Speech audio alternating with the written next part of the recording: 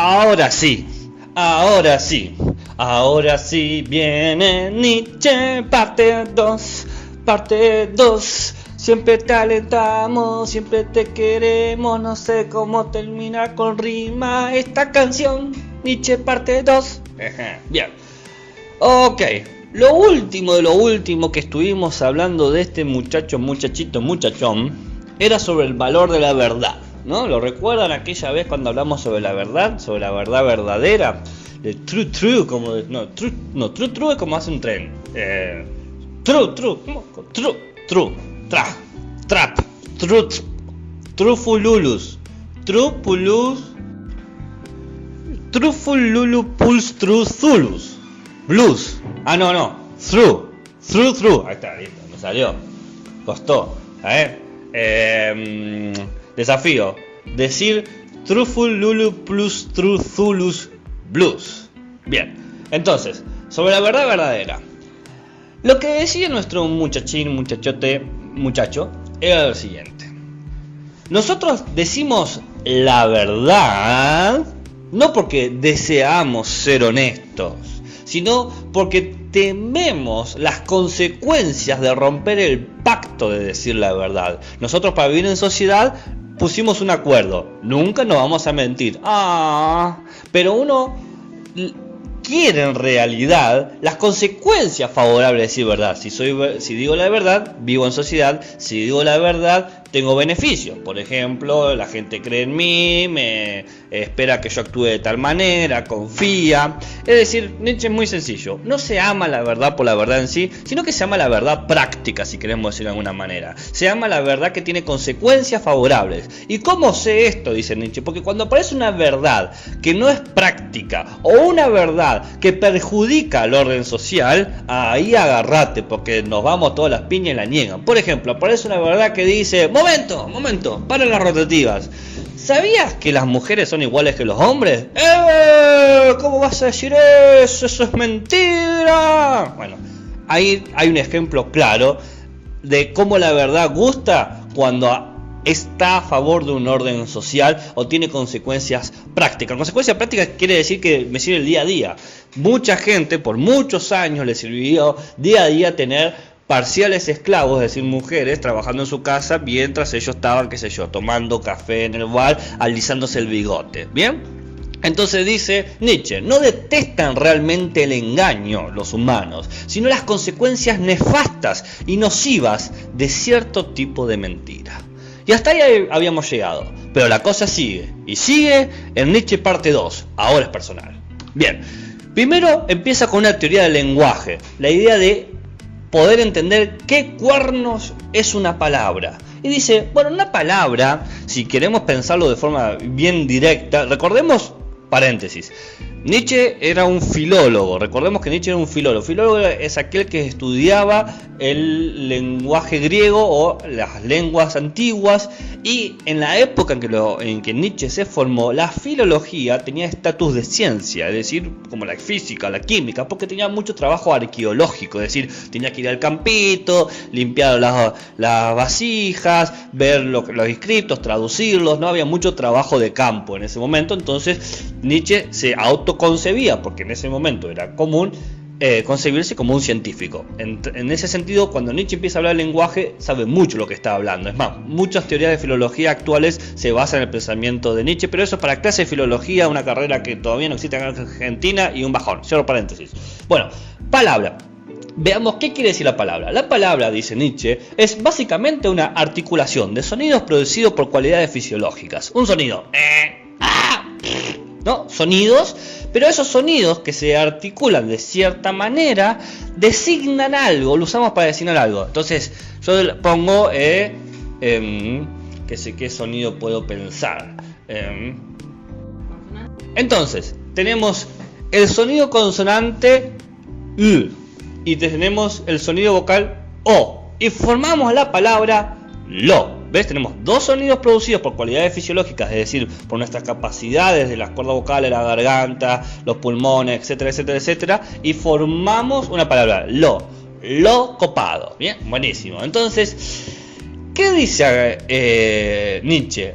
Oh, sorpresa. Fíjense todo el conjunto de movimientos fisiológicos necesarios para formar la palabra lo, l y o, pero ese lo no es igual a lo que yo estoy hablando. El sonido y la palabra lo, o sea, los sonidos necesarios y la palabra lo, no es igual a aquello que yo diga, por ejemplo, lo copado. Entonces, lo que dice Nietzsche, el lenguaje no busca ser certero, no busca que la palabra sea igual a la cosa, sino que la palabra pueda de alguna manera señalar algo, pero no sea igual. Fíjense, la palabra cama no tiene forma de cama. Suena a cama, nos hace pensar en cama, entendemos cama, pero no es igual a cama. Entonces dice Nietzsche, como si aceptáramos lo duro de una forma distinta a la mera excitación subjetiva. Él dice, yo tengo la palabra duro, duro. Eso no es igual a lo duro, duro. Vos tenés la palabra duro, pero no se ve como lo duro. Es más, la palabra duro no se siente duro. Agarra la palabra duro. Ah, no podés. Ahí tenés un ejemplo. Muy bien. Entonces, él dice, si nosotros pudiésemos o pudiéramos, bien, hablar de cosas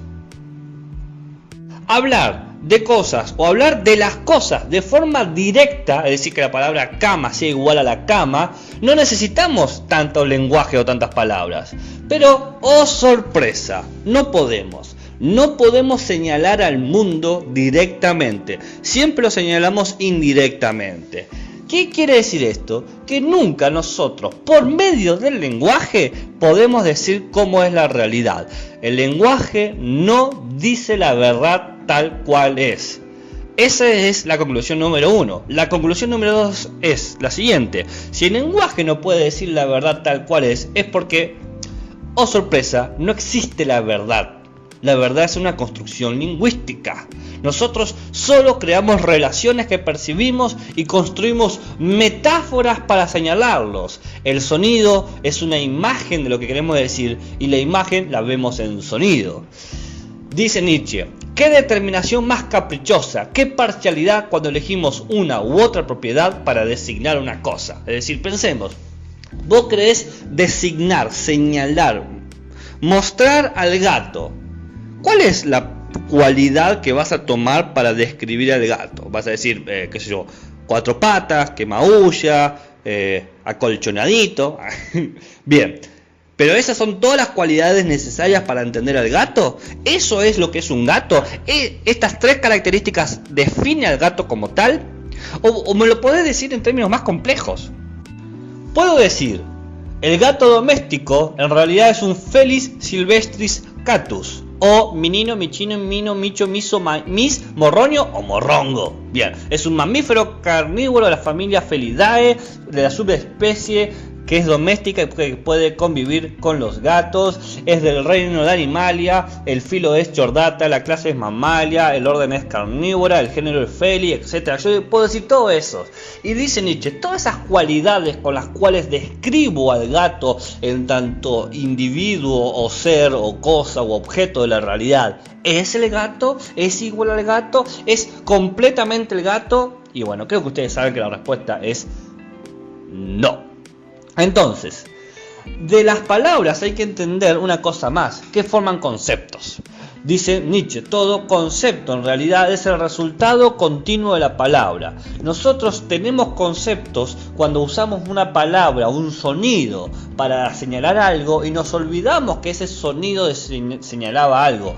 Gato señalaba a este gato, pero usamos tantas veces la palabra gato durante 20.000 años en la historia de la humanidad que ahora la palabra gato designa a muchos seres que más o menos se parecen al gato. Es decir, el concepto es una forma de experimentar al mundo. Te dice qué vas a encontrar. El concepto te dice, los gatos son carnívoros, los gatos tienen 4 patas. Entonces, si te encontrás con algún ser que vos asumís o interpretás, fíjense las palabras, asumís o interpretás como carnívoro y 4 patas, decís, he ahí un gato.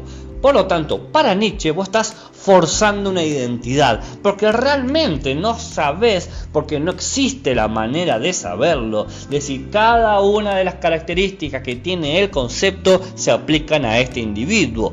Problemas de este tipo les puede parecer tonto en términos gatos, pero qué caos nos hacemos cuando hablamos sobre identidad de género. Ah, no, género es tal cosa. Entonces de repente sale un tole cuando alguien no entra en la categoría género. El problema, dice la persona, no el concepto.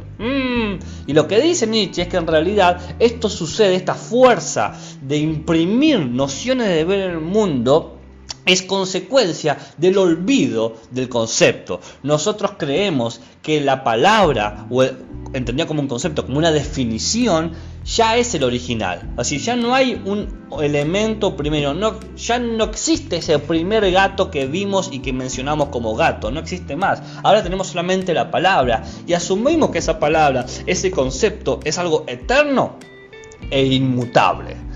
Dice Nietzsche, el concepto de hoja se ha formado abandonando arbitrariamente los rasgos característicos y olvidando las diferencias individuales. Vos decís hoja, pero ninguna hoja es igual a otra, ningún copo de nieve es igual a otro. Los copos de nieve son irrepetibles y aún así decimos copo de nieve para designar a la nieve. ¿Se va entendiendo? Sí, buenísimo. Cita de Nietzsche. ¿Qué es entonces la verdad?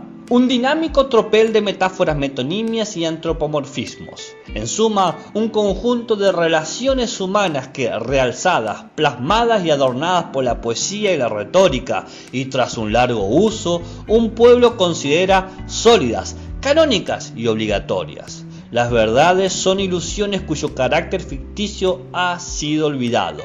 Son metáforas cuya fuerza ha ido desapareciendo con el uso. Monedas que han perdido su troquelado y que ya no son consideradas como tales, sino como simples piezas de metal.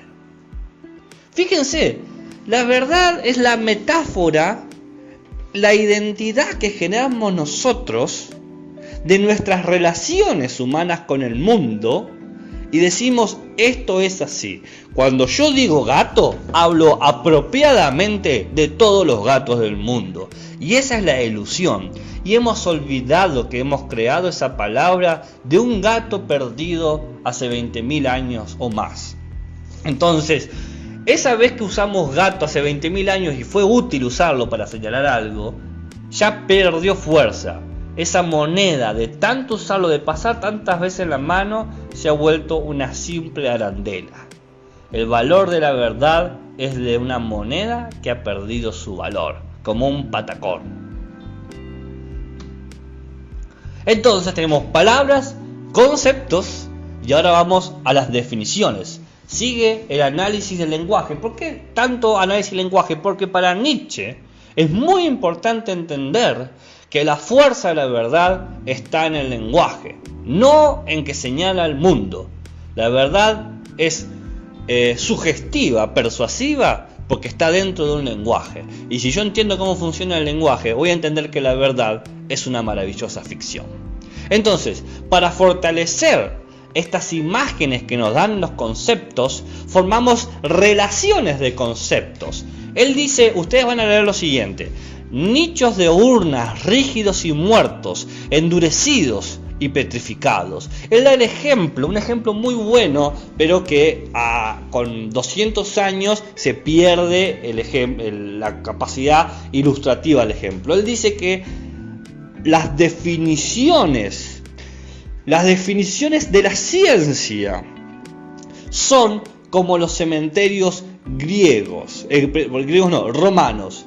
Son como mausoleos, lápidas unos arriba de la otra, no en el sentido horizontal, sino en el sentido vertical. Están elevadas, bien, una arriba de la otra, generando un gran círculo. Es decir, que las definiciones sobre el mundo son palabras muertas, unas arriba de las otras, frías, que ya no pueden señalar la vida de la realidad. Y encima están hechas en mármol, es decir, simulan eternidad. Entonces lo que está diciendo Nietzsche es que nosotros creamos conceptos, definiciones del mundo para señalar algo y decimos he descubierto algo, ahora conozco algo, ahora sé algo del mundo, sé que la lluvia es el efecto de la colisión de una corriente fría y caliente que genera una precipitación, una condensación que se precipita y eso es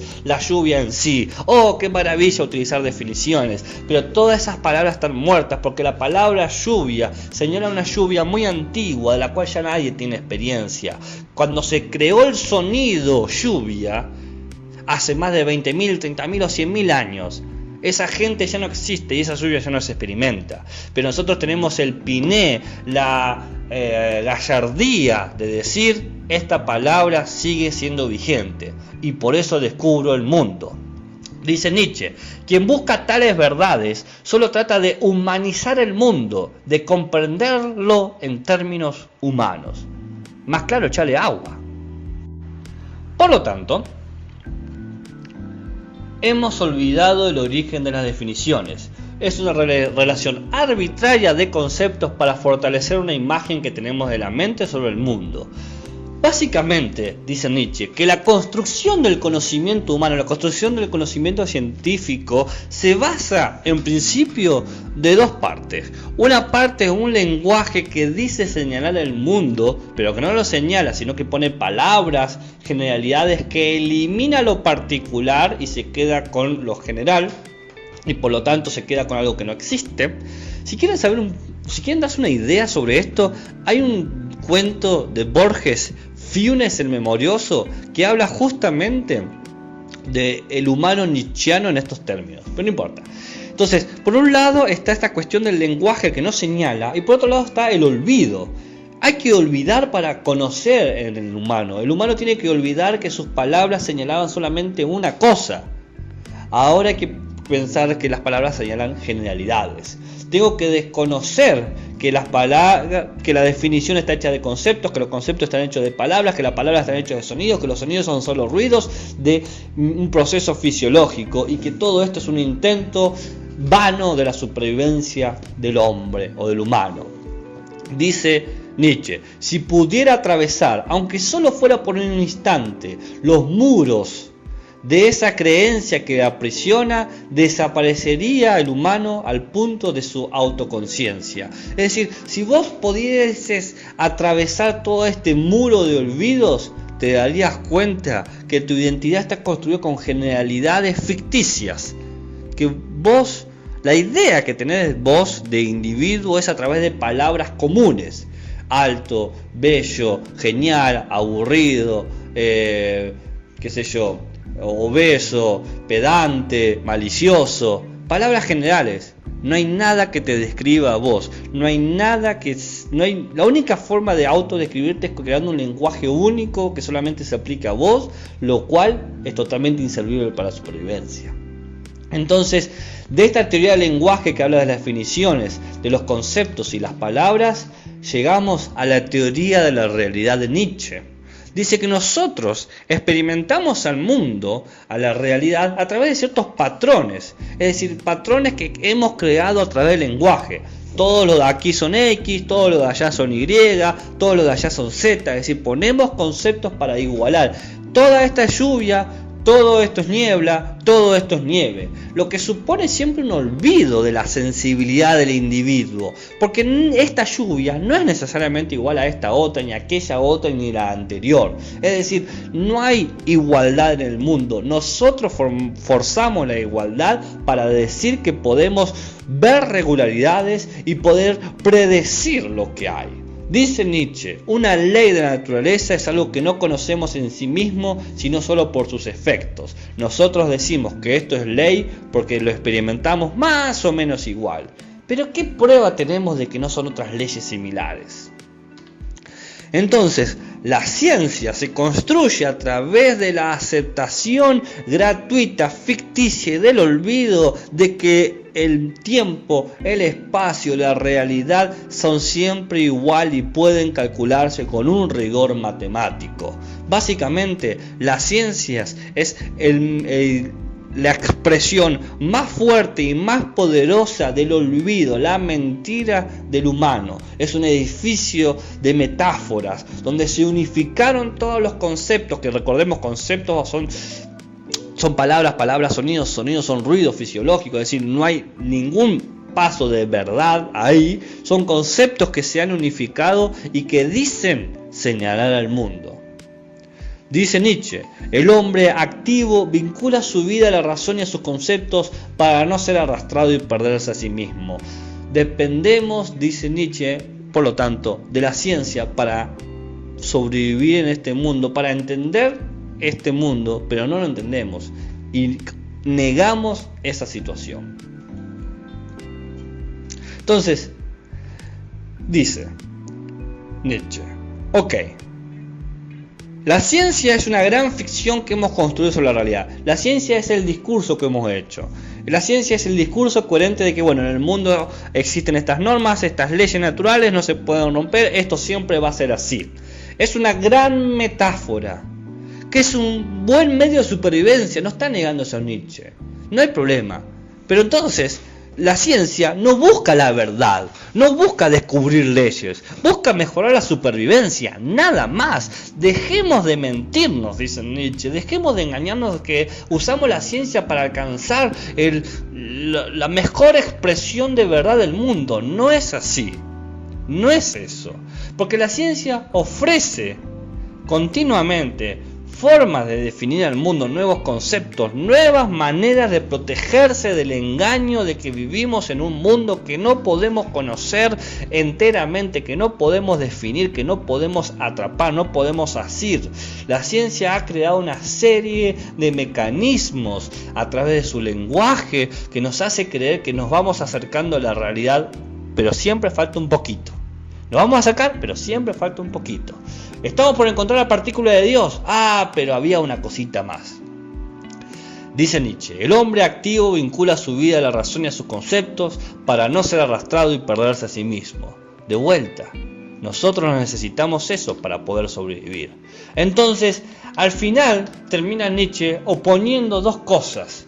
Un hombre de la vigilia y un hombre del sueño. Un hombre racional y un hombre de la intuición.